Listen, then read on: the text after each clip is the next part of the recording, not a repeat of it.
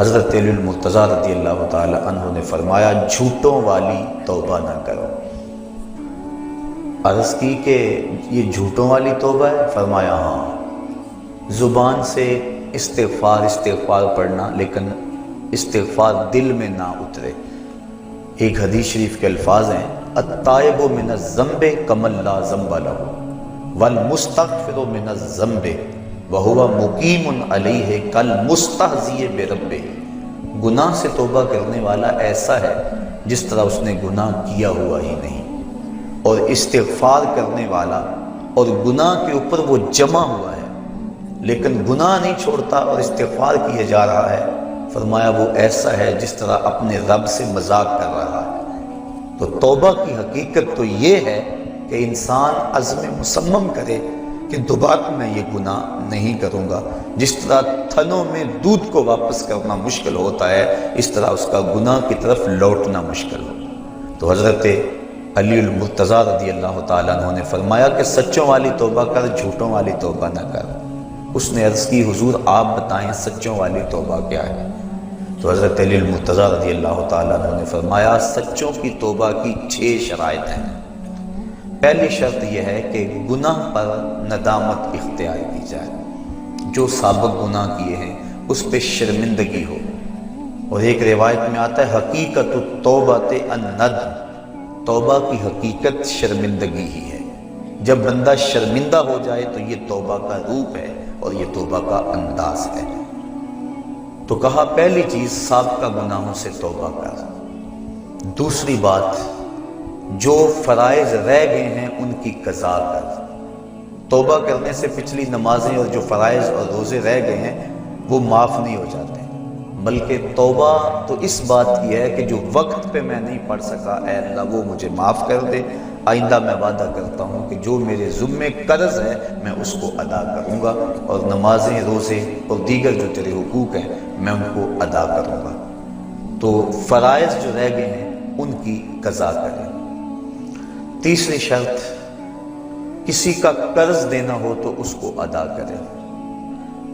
چوتھی شرط کسی کے ساتھ جھگڑا کیا ہوا ہو تو اس سے معذرت کرے۔ پانچویں شرط جس طرح توبہ سے قبل گناہ کر کر کے اپنے نفس کو موٹا کیا اور قوی اور طاقتور بنایا، اب توبہ کا حق یہ ہے کہ تو اللہ کی اطاعت اور فرما برداری کر کے نفس کو ایسے ہی کمزور کر اسے رگڑا دے۔ اور چھٹی شرط یہ ہے کہ آئندہ گناہ نہ کرنے کا عزم مصمم کر لے۔ کہا اگر یہ 6 شرطیں تیری توبہ کے اندر موجود ہیں تو وہ تو سچا توبہ کرنے والا ہے، ورنہ تو زبان سے استغفار پڑھنے والا ہے، تیری توبہ سچی نہیں ہے۔ تو توبہ سچی یہی ہے کہ انسان خلوص کے ساتھ ان شرائط کے ساتھ اللہ کے حضور رجوع لائے، اور جب بندہ اللہ کے حضور رجوع لے آتا ہے تو پھر اس کے گناہ جتنے مرضی ہوں اللہ تعالیٰ معاف فرما دیتا ہے۔ اگر وہ گناہ کر بیٹھتا ہے اس کو ایک خوبصورت راستہ دیا گیا کہ اس نے جو بھی کیا ہے ہو گیا اس سے، اب اپنے دستے دعا کو اٹھائے اور اپنے مالک کے حضور حاضر ہو جائے، عرض کرے مالک نادانی اور جہالت کی وجہ سے مجھ سے یہ گناہ سرزد ہو گیا، میں تیری بارگاہ میں حاضر ہوں۔ اللہ تعالیٰ پھر یہ نہیں دیکھتا کہ اس کے گناہ کتنے ہیں، یہ دیکھتا ہے کہ یہ آیا ہے میری چوکھٹ پہ، اور اللہ تعالیٰ اس کے پچھلے سارے گناہوں کو معاف فرما دیتا ہے۔ جو صغیرہ گناہ ہیں وہ تو ساتھ ساتھ مٹتے رہتے ہیں، ہم نماز پڑھتے ہیں، وضو کرتے ہیں، نیک اعمال کرتے ہیں تو صغیرہ گناہ مٹ جاتے ہیں۔ بلکہ ایک روایت میں آتا ہے جب کوئی شخص گناہ کرتا ہے تو فرشتہ اس گناہ کو لکھتا ہے، حتیٰ کہ 5 گناہ وہ کر لیتا ہے تو فرشتہ 5 گناہ لکھ لیتا ہے، پھر وہ نیکی کرتا ہے تو جو نیکی والا فرشتہ ہے وہ گناہ لکھنے والے فرشتے کو کہتا ہے آؤ سودا کر لیں۔ وہ کہتا ہے کیا سودا؟ تو وہ کہتا ہے کہ جب کوئی ایک نیکی کرے تو 10 نیکیاں میں نے لکھنی ہیں، میں 10 نہیں لکھتا 5 لکھتا ہوں، تو 5 گناہ مٹا دے۔ تو وہ برائیاں لکھنے والا فرشتہ 5 گناہ مٹا دیتا ہے اور یہ 5 نیکیاں لکھ دیتا ہے، اور اللہ تعالیٰ مومن کا معاملہ یوں ہی صاف فرماتا رہتا ہے۔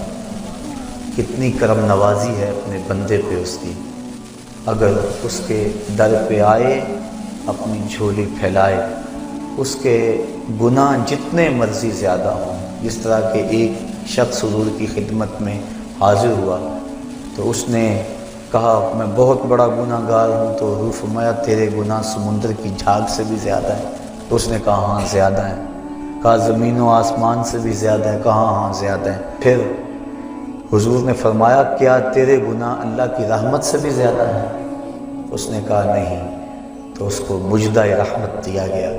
تو اس کی حضور اگر کوئی جھولی پھیلاتا ہوا آ جائے تو اس جھولی کو خالی نہیں رکھا جاتا، مالک کے در پہ آنے والا اس کی رحمتوں کا حقدار ٹھہرتا ہے۔ ارشاد فرمایا یا ایھا الذین آمنوا توبوا الی اللہ توبۃ نصوحا، اے ایمان والو اللہ کے حضور توبہ کرو۔